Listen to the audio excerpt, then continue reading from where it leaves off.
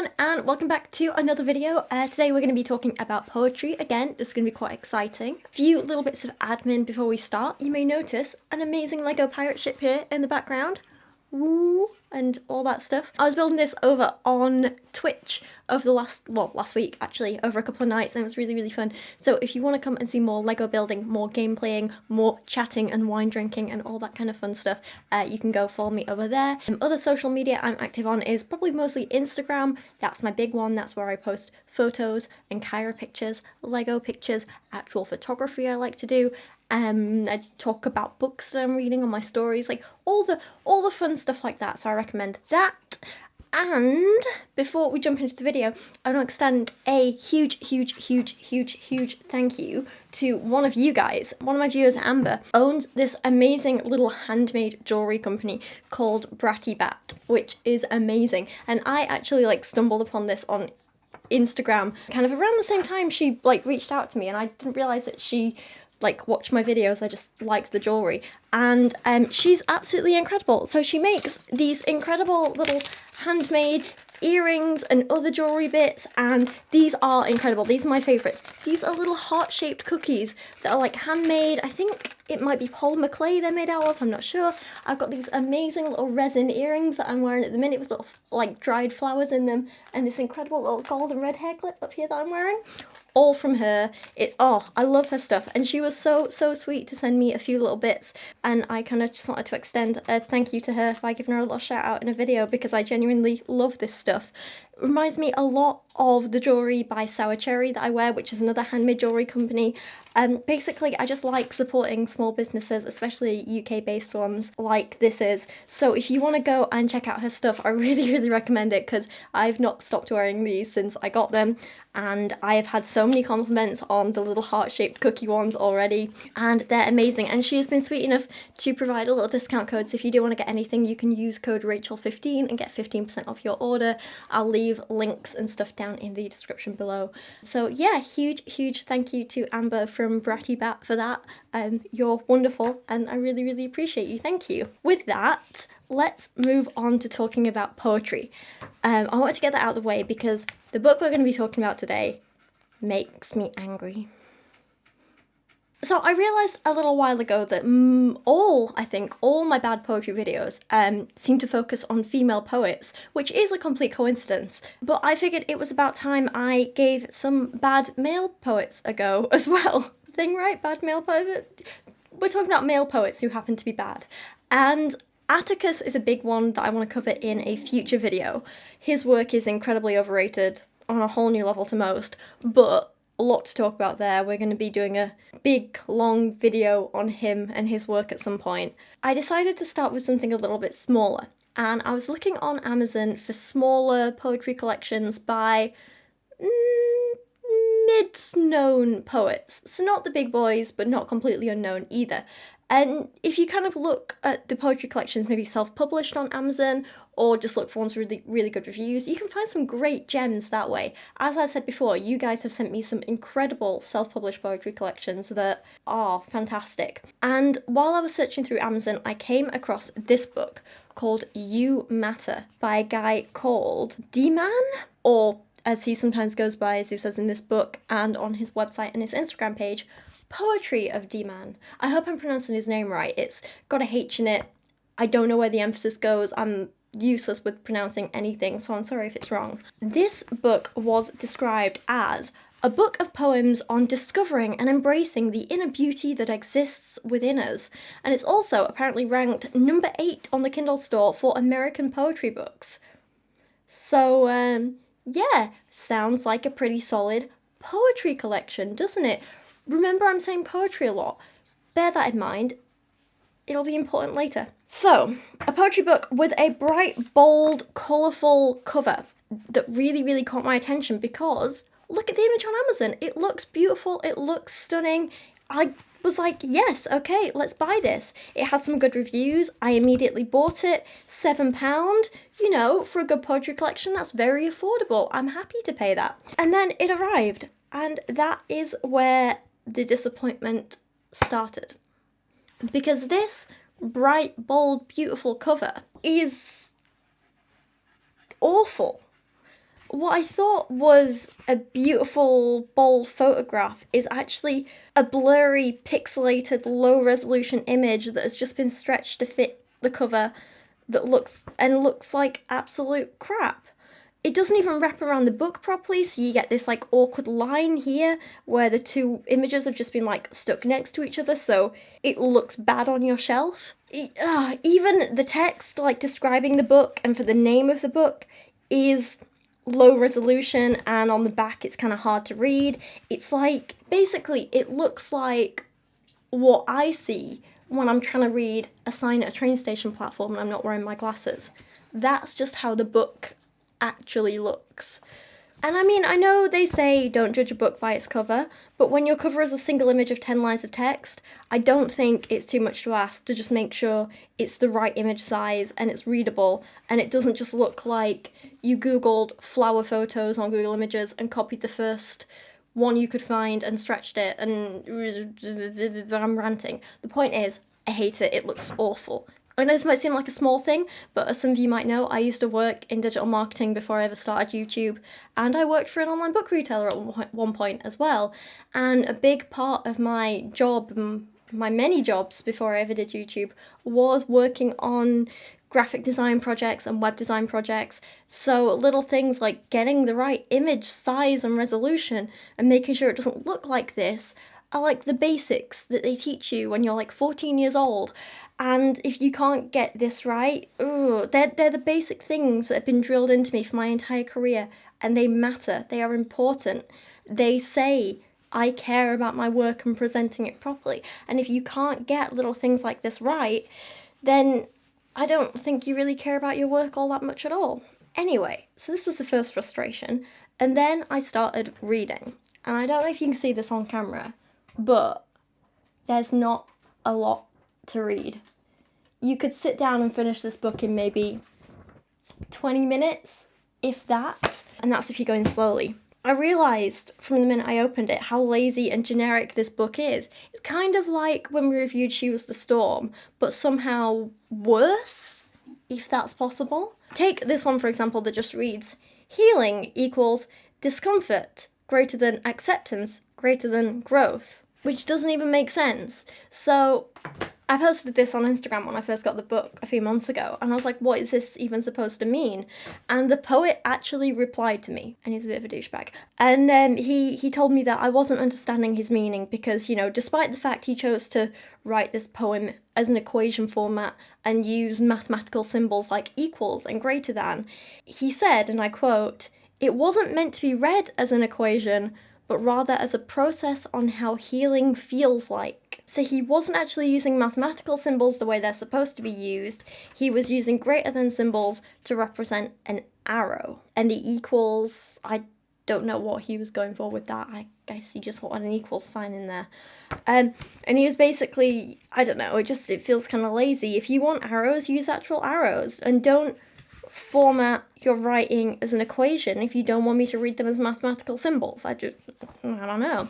Anyway, maybe maths isn't his strong point. And, you know, I could let him off that if it wasn't for the rest of his response to me, which was, basically he said, "It wasn't meant to be a poem, but I appreciate your feedback."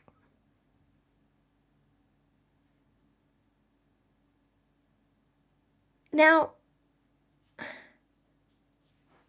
here's a man who calls himself a poet. He goes by Poetry of Dhiman. You write a book that you call a book of poetry in the summary. You list it in the poetry section of Amazon. And then when you're criticised for it being bad poetry, your defence is, well, it isn't meant to be poetry at all. How does that work, Coobs? How does that work? Because I don't understand it either. I don't get it. So in this poetry book that you describe as a poetry book and write poetry in and call yourself a poet and mark it as a poetry book, you're not trying to write poetry. Then what are you doing? And I mean, if this one poem here was just a one-off in the book and it was just like this was one bad one and everything else was good, or if the other poems weren't in a kind of similar format to this, I could let him off and be like, okay, well maybe he's trying to add some, I don't know, random quotes into I don't know, frame the poetry? I don't know, I'm trying to find some reasoning here. If this was like a one-off thing, or it was just framed as something different to the poems in the book, then I could understand it, I could let him off.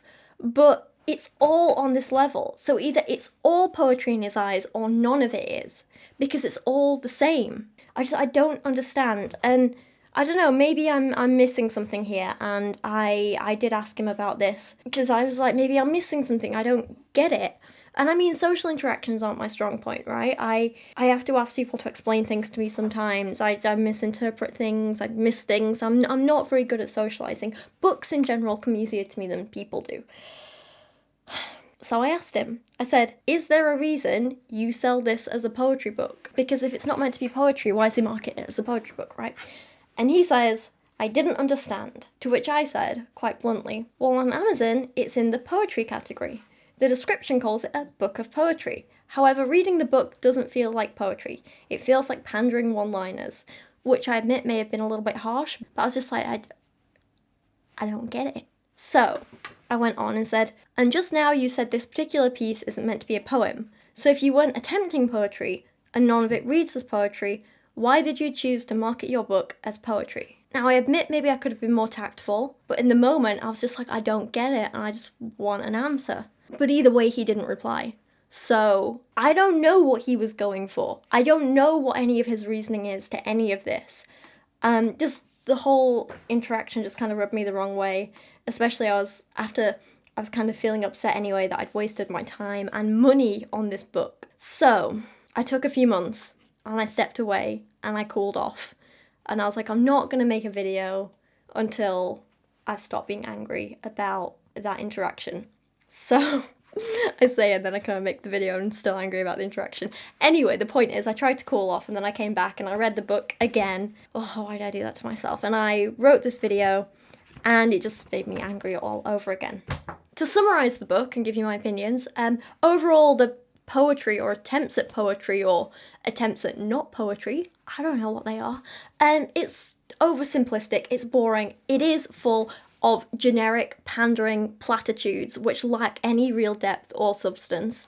There's nothing new in this book that you won't find done better in hundreds of other self-help books, hundreds of other poetry books, hundreds of songs, hundreds of books of random quotes. Anything is better than this. There's no real art in it. There's nothing creative, nothing new, nothing original. It is bland. That is the word I would use for this, just bland. It's the type of stuff that you share on Instagram when you want to passively aggressively post about an ex or a co-worker who's annoyed you. Oh my god, guys, like, I'm totally posting this because I'm like really deep and not just because I totally think I'm better than you and want to be like, look, poetry, yeah. It's just, it's pandering rubbish for passive-aggressive people to post, to be passive-aggressive towards other people, rather than anything actually artistic or creative that challenges you, or makes you think about anything, or gives you a new perspective on anything. That's the thing. A lot of the times, when you read, for example, say a self-help book, and I have thoughts on some of them are terrible, but in general, the good ones, they challenge you. They challenge your way of thinking. They take your usual assumptions and they make you think, well, why do I feel this way? Maybe there's another way to view things. Maybe this, blah, blah, blah. A lot of people, when they have reviewed this book, have said like, oh God, it was there for me in my time of need when I needed it. When I was low, when I was in a dark place, this book helped me. It's that kind of thing. And I'm like, okay, I get it. Sometimes you need a book that's a little bit of a pick-me-up. And I've read books like that, and again, they challenge you, they make you think, they bring you out of your dark place by giving you actually kind of inspiring advice. This doesn't do any of this. This just panders to what it thinks you need to hear. It's not, well, you can make your life better by doing this, this, and this. It's literally like, part of loving yourself is also not to judge yourself when you feel different. Or 3 things you are in control of. Your response to your feelings, what you hold on to, what you let go. Like, that's it. There's nothing challenging or inspiring. It's pandering. It's telling people what they want to hear, not what they need to hear. It's telling people what they already know so they can passively aggressively shove it in other people's faces and be fake deep. It annoys me. I usually, when I review these books, want to look at some specific examples in these videos. However, there's honestly not much to talk about in these pieces, and I found it very hard to write this script because there's just so little to say about any of this. Take this one for example, right? Love yourself for everything that you already are, for how much you have grown, and for how far you have come. What do you want me to say? What do you want me to discuss? It's dull, it's bland, there's nothing there. It's literally just saying appreciate the fact you've grown and that you're you. That's it. It's what you say to a toddler who's crying that his friend has stolen his toy, or that his friend called him a poopy head. It's not poetry. There's nothing beyond surface level. There's barely a surface level anyway. The only structural choice, for example, is to add a few line breaks in here, because he thinks that's what you're meant to do in poetry. But look at this. There's no consistency in where the line breaks are. Love yourself, break. For everything that you, break, already are, break. For how much you have, break, grown. If he's going with a pattern, you put your breaks after you or after your haves. Not a you and then a have and then a have. It just... no purpose. It's lazy. I guess one benefit of the doubt that I will give him, based on that short interaction we had on Instagram, and based on, I guess, the writing in here, is that it seems that maybe English isn't his first language. And so writing poetry in a second language will be even more difficult for him. And so for that, I sympathise, and I do want to go a little bit easier on him. I'm willing to give him the benefit of the doubt there a bit. However, it's still not an excuse for mediocre poetry. It doesn't make your poetry good just because you don't understand grammar enough to write it well.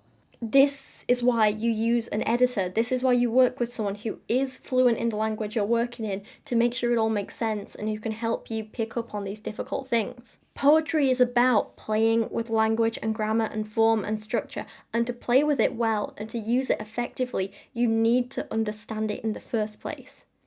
You don't need to be perfect, you just need to know enough to know what you're doing, and I don't think this guy does. And that might be why a lot of it is so bad.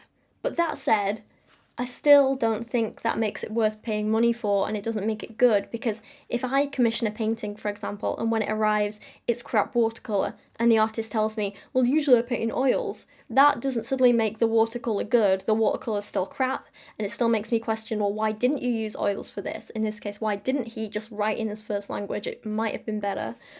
In poetry, language is the tool you use to create your art. And the problem is, if you don't know that tool well enough to get your point across, your art is going to suffer. So either use a different tool or work with someone who can help you use it effectively, you know? I wouldn't, for example, suddenly start trying to write poetry in French and expect it to be any good. And even though, for example, the grammar is bad or there's all these other issues there, there's still no creativity. There's still nothing new or interesting or exciting. There's still no creative ideas in here.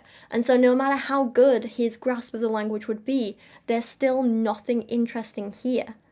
Which is why I don't really mind that sometimes his grammar's shoddy, because it's not taken away from anything, because there's nothing to take away from. I'm not going to go easier on him when it comes to those non-language related things, because that wouldn't be fair on other poets who actually bother to take the time to hone their craft and know what they're doing.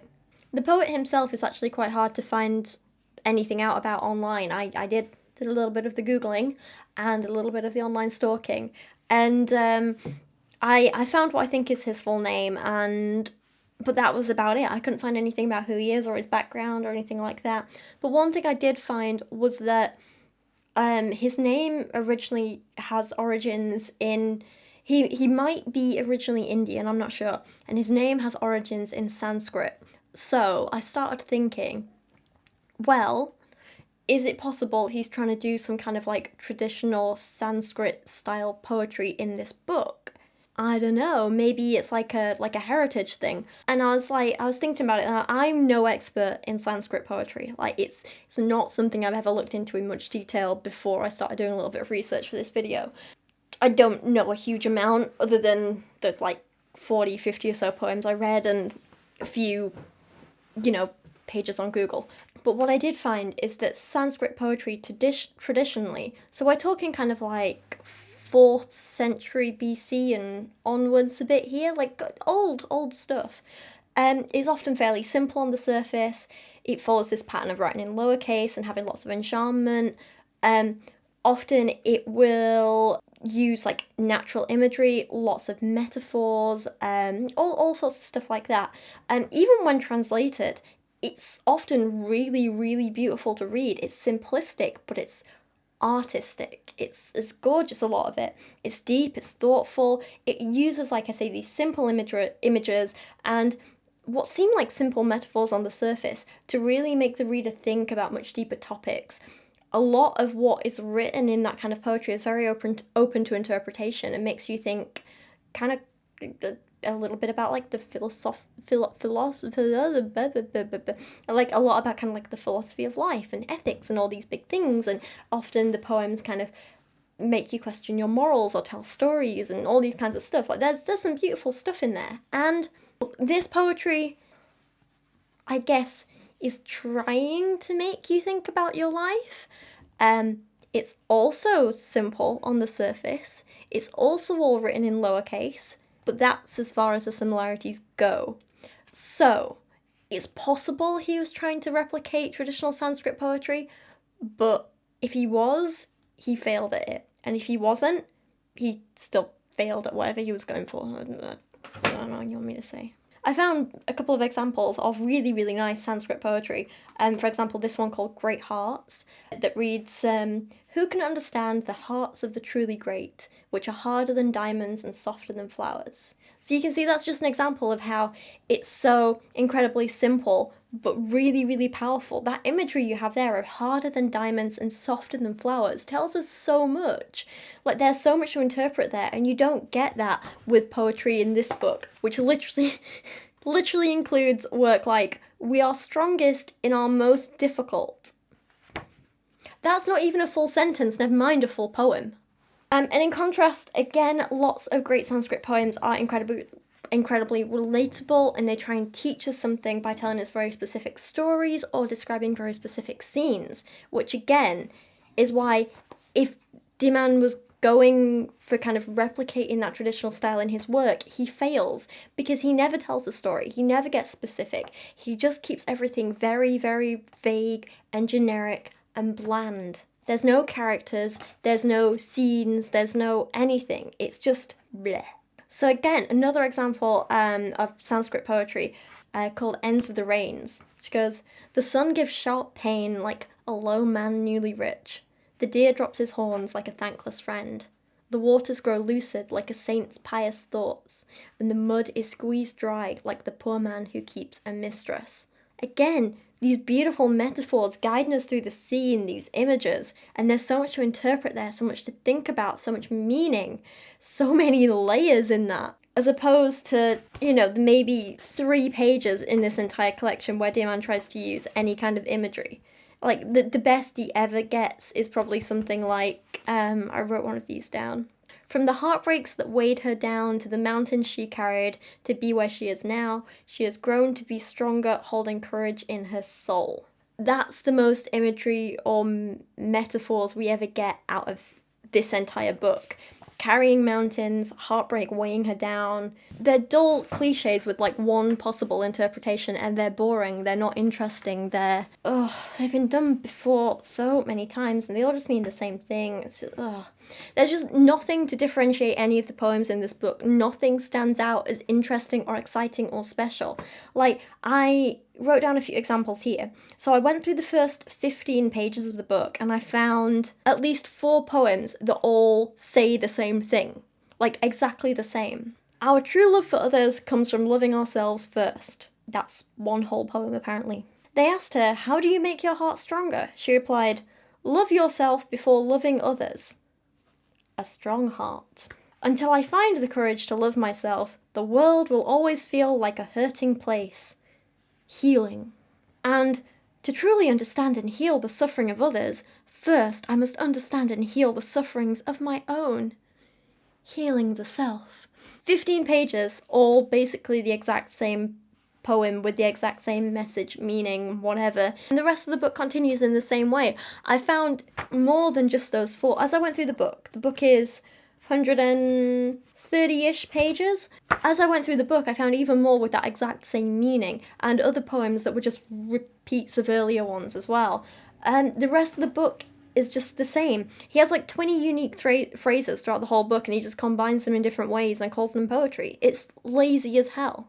See, again, I could open to like basically any page, and here you go, page 85. When you love yourself first, you show the world what you truly deserve. That's the same poem that we read 4 times in the first 15 pages. Again, you don't need to repeat yourself this much. He has no other ideas, clearly. So other than these one-line poems, he has some which are a little longer, which are these ones, like little walls of text, right? And they're kind of like short paragraphs with some run-on sentences.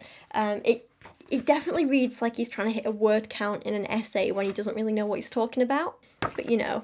And then at the end, he just adds this like second little paragraph where he writes goal in bold letters, and then it's just kind of like keyword stuffing. It's really weird.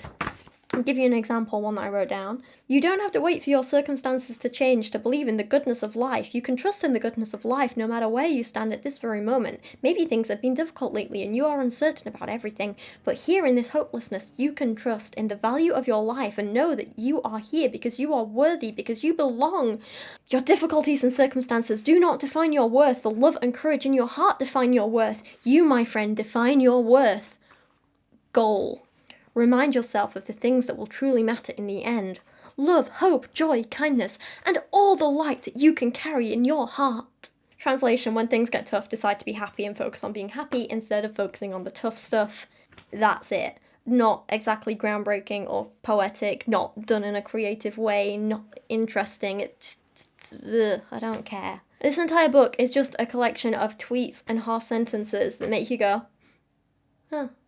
And then immediately forget about them afterwards. You know, normally in these videos, I like to make them educational for you guys and not just like a bitching session. I like to go through the book and show you what's good, what's not so great, how they could improve, other poets who've done similar things but better. But that's so hard with this book and this video because there's just nothing to talk about, which is why it has just been a bitching session. The themes of the poems in this book are boring and unoriginal and overdone and generic, so there's no real place for comparison there because anything could be compared to it and anything is better than this. And there's no attempt at playing with language in here, there's no attempt at playing with structure or form, there's no attempt at utilising any interesting poetic techniques, there's no attempt at utilising rhyme or rhythm, there's just nothing, it's bland. To pick this out and say, well, clearly he was trying to go for this, and he could have improved it by doing this, like, he could have improved this by actually doing a little bit of work, just a little bit, like, anything, any amount of work would have made this better. The audacity of this man to put it together and call himself a poet and charge money for this, and then try and shut down criticisms by saying, well, it's not meant to be poetry, and then go straight back to calling yourself a poet and calling this poetry and marketing it as poetry.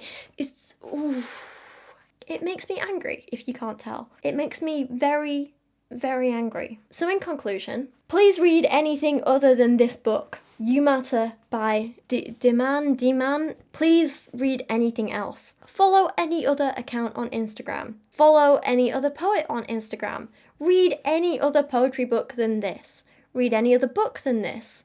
Roll around in a pile of poop rather than trying to read this book. Anything will be better. Anything will be more productive.